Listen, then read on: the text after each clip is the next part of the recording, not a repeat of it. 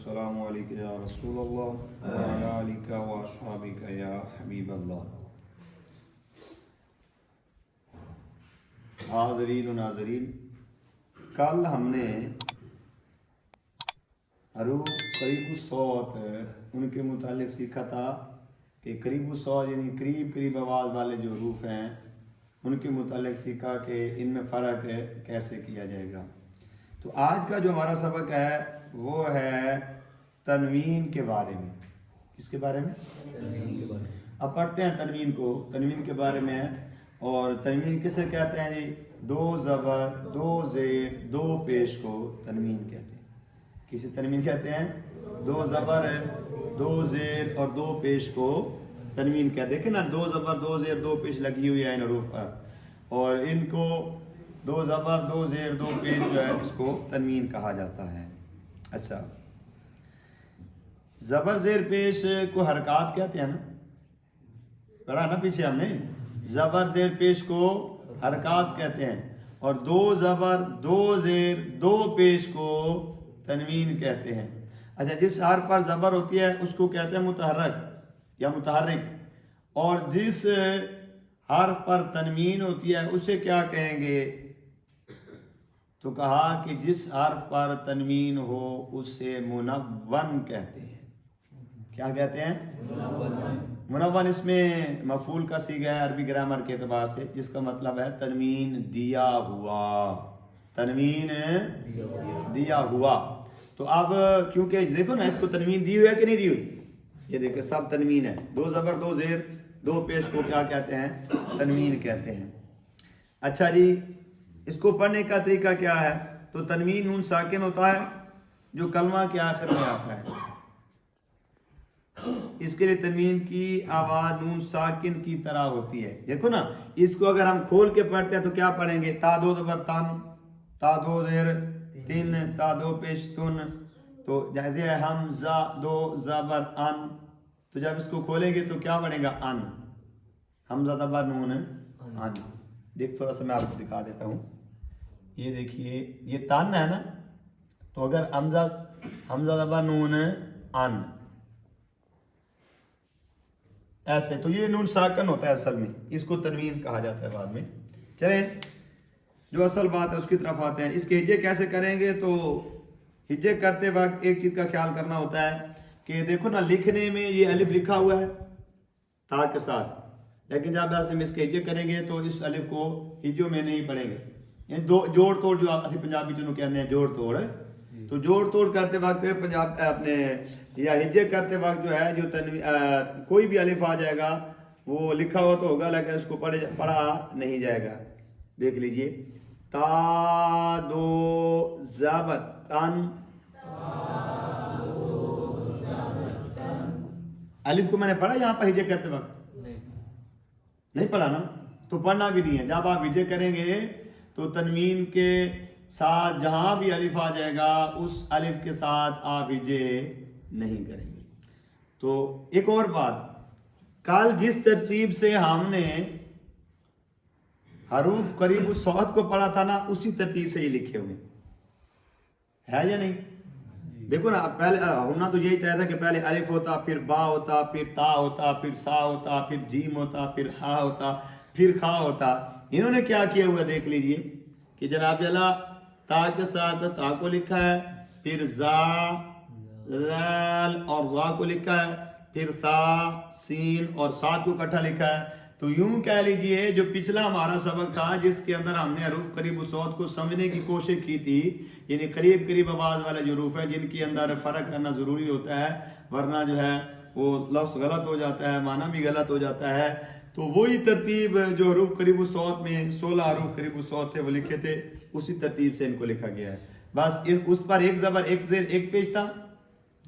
यहाँ पर दो ज़बर, दो ज़ेर और दो पेश। गलत तो नहीं कह रहा मैं भाई? तो तईद कर दो मेरी गाल दी।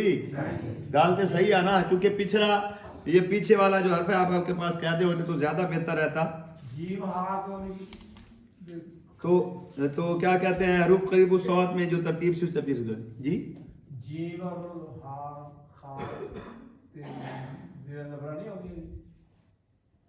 آوندیاں نے کیوں نہیں کیوں نہیں لکھے ہوئے انہوں نے کہنا مطلب ہے میں سمجھ گیا آوندیاں نے کیوں نہیں آوندیاں سرکار وہ آخر تے جا کے آن گیا نا دیکھو قاعدے دے اندر لکھا ہے آگے جا کے نا مطلب چونکہ ان میں جیم کے ساتھ مطابقت رکھنے والا کوئی حرف نہیں ہے کہ کوئی اور جیم سے ملتا جلتا کوئی حرف ہو تو اس کو لکھیں گے تو یہ قریب الصوت نہیں نا جیم کا اس لیے اس کو آخر میں لکھا ہے پہلے انہوں نے قریب الصوت کو لکھا ہے تو چلیں جی میں آپ کو قاعدے سے ہی پڑھ کے بتا دیتا ہوں پہلے یہ دیکھیے تا دو زبر تن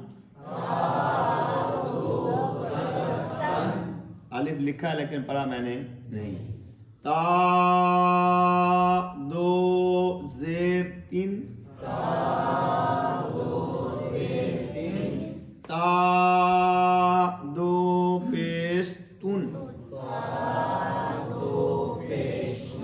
روانگی کے ساتھ جب پڑھیں گے تو پڑھیں گے تن تین تن باریک پڑھیں گے اس کو موٹا نہیں کریں گے فرق تب بھی ہوگا تا اور قا میں اگلا ہے تو دو زبر تن تو دو زیر تن تا دو پیش تن تن تن تن تو یہاں پر الف ڈالنا تھا میں نے نہیں ڈالا یہ تنوین کی علامت ہوتی ہے الف عربی گرامر کے اعتبار سے تو دیکھا جائے نا تو یہ تنوین کی علامت ہوتی ہے آگے زاد و زبر زن زا کون سے حروف سے ہے صفیریہ سے حروف صفیریہ سے تو اس میں کیا آئے گی سیٹی آئے گی زاد و زبر زن زاد و زیر زن زاد و پیش زن زن زن زن اس کو باریک بھی پڑھا اس میں سیٹی بھی نکالی اگلا ہے ذال ذال دو زبر ذن ذال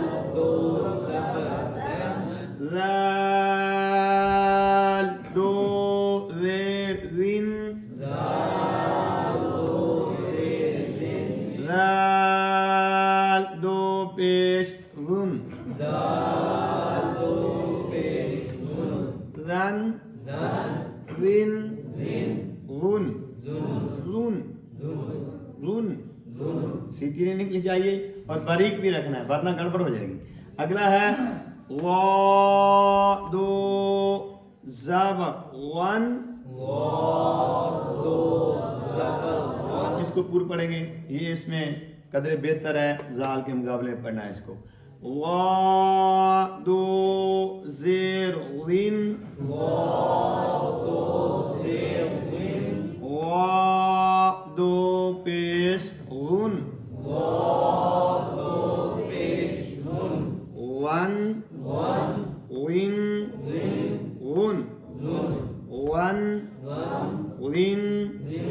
ون غن اچھا زال زا زال اور را میں فرق کیسے ہوا بھائی کوئی بتا سکتا ہے کہ کیسے فرق کیا ہے محسوس ہو گیا آپ لوگوں کو بھی فرق ہوا ہے جی بتاؤ جی کھڑے ہو کے بتاؤ سب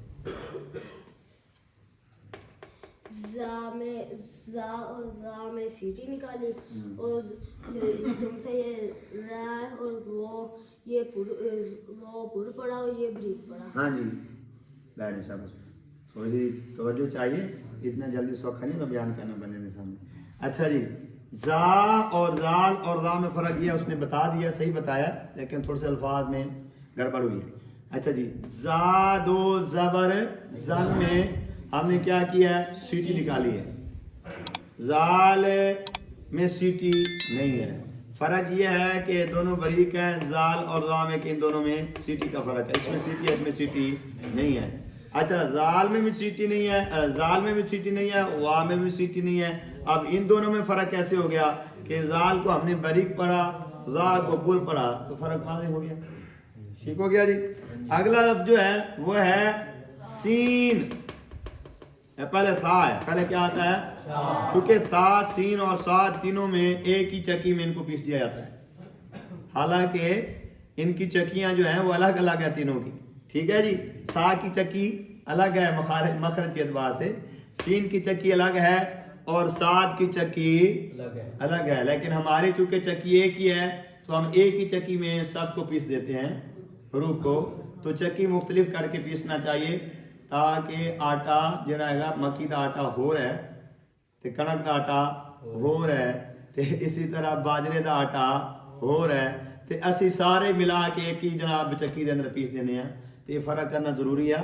خود آسان ہی ہے کہ سا دو زبر تن, سا دو زیر تن, سا دو پیش سن, سن سن سن. سیٹی آئی ہے, باریک پڑھا ہے میں نے. ہاں جی. اگلے ہے سین دو زبر سن, سین دو زیر سن, سین دو پیش سن, سن سن سن. آگے صاد, کیا ہے, صاد دو زبر سن, صاد دو زیر سن, صاد دو پیش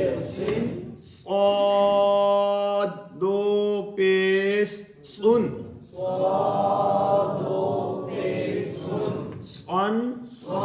سن سن سن.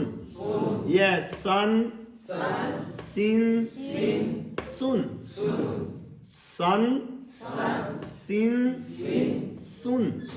یہ سن سن سن. میں جو پڑھاتا ہوں نا, میں ابھی خود سیکھ رہا ہوں. میں کیا کر رہا ہوں, سیکھ رہا ہوں. جتنا جتنا میں انشاءاللہ پڑھائی جاؤں گا میرے ان الفاظ میں جو ہے وہ اتنی زیادہ انشاءاللہ بہتری آ جائے گی, صحیح ہوتے جائیں گے. جب بندہ پڑھتا ہے تو اس وقت اتنی توجہ نہیں ہوتی, جب پڑھاتا ہے تو پھر پوری توجہ سے پڑھانا پڑتا ہے. تو میں جو پڑھا رہا ہوں پہلی میری نیت یہ ہے کہ میرا خود قرآن پاک صحیح ہو جائے, بعد میں جو ہے آپ کی بھی ہے کہ آپ لوگ بھی اس مطلب قرآن مجید کو صحیح پڑھنے کا جو معاملہ ہے اس پر ہم عمل کریں. اگلا ہے دال دو زبر دن, دال دو زیر دین, دال دو پیش دن, دن دن دن, دن دن دن. توجہ کیجئے گا, دن دن دن. اگلا ہے ضاد. اب ضاد ہے, اس کو پر پڑھیں گے تو فرق تب ہی ہوگا نا کہ دال پڑھ رہا ہے یا داد پڑھ رہا ہے. ضاد دو زبر ضن, ضاد دو زیر ضن, ضاد دو پیش ضن, ضن دن ضن. اب فرق واضح ہے نا, ادھر دن دن دن ہے یا ضن دن دن ہے تو فرق کیا ہو جاتا ہے, واضح ہو جاتا ہے. اگلا جو حرف ہے وہ قاعدے سے دو پڑھ رہتے ہیں. کاف دو زبر کن, کاف دو زیر کن, کاف دو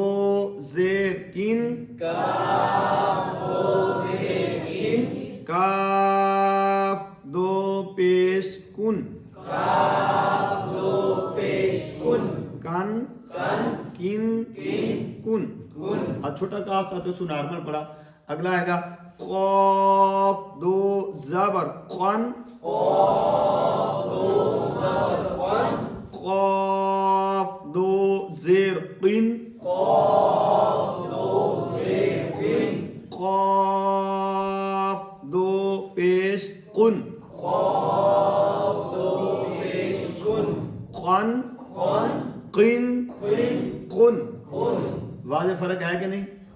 بالکل واضح ہے فرق کاف اور کاف میں، جبکہ یہ کیا نہیں جاتا، جس کی وجہ سے یہ بہت بڑی غلطی ہے عربی تلفظ کے اعتبار سے، پھر معنی کہیں کہاں کہیں بن جاتا ہے، تو اس لیے اس کو کوشش کرنا چاہیے صحیح پڑھنے کی۔ آگے ہا دو زبر ہن، ہا دو زیر ہن، ہا دو پیش ہن، ہن ہن ہن، موٹا ہے نا۔ اگلا ہے ہا دو زبر ہن، ہن، ہا دو زیر ہن، ہا دو پیش ہن، ہن ہن ہن۔ یہ ہے جناب آج کا ہمارا سبق کہ تنوین میں جو حروف قریب الصوت ہیں ان کا خیال رکھنا ہے، یہ نہیں کہ صرف زبر زیر پیش میں تو حروف قریب الصوت جو ہیں ان کا فرق کیا جائے گا، اور جب تنوین آ جائے گی تو اس میں ان کا فرق نہیں کیا جائے گا۔ بہر صورت جہاں جہاں یہ 16 حروف ہیں آئیں گے وہاں پر ان میں فرق کرنا کیا ہے؟ ضروری ہے، لازم ہے، ورنہ اگر حرف کو حرف سے بدل دیا، سین کی جگہ پہ سا پڑھ دیا، سا کی جگہ پہ سین پڑھ دیا، سین کی جگہ پہ سات پڑھ دیا، سات کی جگہ پہ سین پڑھ دیا، تو اس صورت کے اندر یہ لحن جلی ہوگا، لحن جلی، اور لحن جلی کا حکم کیا ہے؟ حرام ہے۔ کیا ہے؟ حرام۔ تو یہ ایسا کرنا، حرفوں کو تبدیل کر دینا، یہ حرام ہے۔ تو اس سے بچنے کے لیے کیا کرنا پڑے گا ہمیں؟ ان لفظوں کو پہلے تو غور رکھنا پڑے گا کہ یہ جو فلاں فلاں حروف ہیں ان کی آوازیں ملتی جلتی ہیں، تو ان کو ہم نے اس کے مخرج کے مطابق پڑھنا ہے، اور ان کے درمیان جو بتایا گیا فرق ہے اس کو ملحوظ خاطر رکھنا ہے، تو پھر انشاءاللہ ہماری یہ غلطی دور ہو جائے گی۔ اللہ تعالیٰ جل جلالہ کی بارگاہ میں دعا ہے اللہ تعالیٰ ہم سب کو قرآن مجید صحیح پڑھنے کی، صحیح پڑھانے کی توفیق عطا فرمائے۔ بتقاضا بشریت جو ہم سے غلطیاں کوتاہیاں ہوئیں یا ہو رہی ہیں اللہ تعالیٰ معاف فرمائے، اور آئندہ اللہ تعالیٰ ان کوتاہیوں سے غلطیوں سے ہمیں محفوظ فرمائے۔ وما علینا الا